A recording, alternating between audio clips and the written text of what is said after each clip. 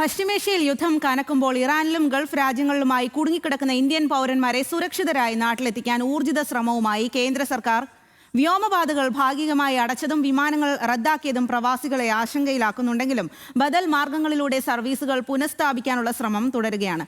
അതേസമയം ജിദ്ദയിലും ഫുജൈറയിലും കുടുങ്ങിക്കിടക്കുന്നവരെ സുരക്ഷിതമായി നാട്ടിലെത്തിച്ചു.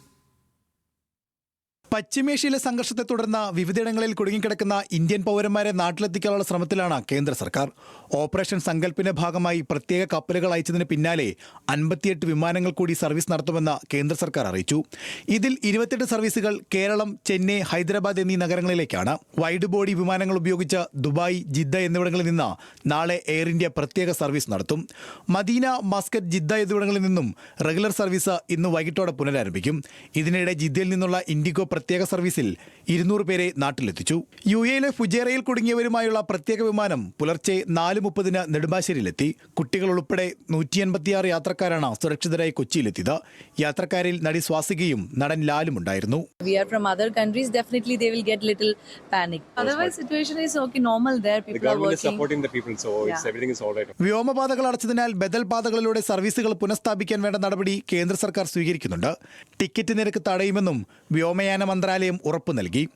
അതേസമയം സംഘർഷത്തെ തുടർന്ന് താളം തെറ്റിയ വിമാന സർവീസുകൾ പഴയ നിലയിലായിട്ടില്ല.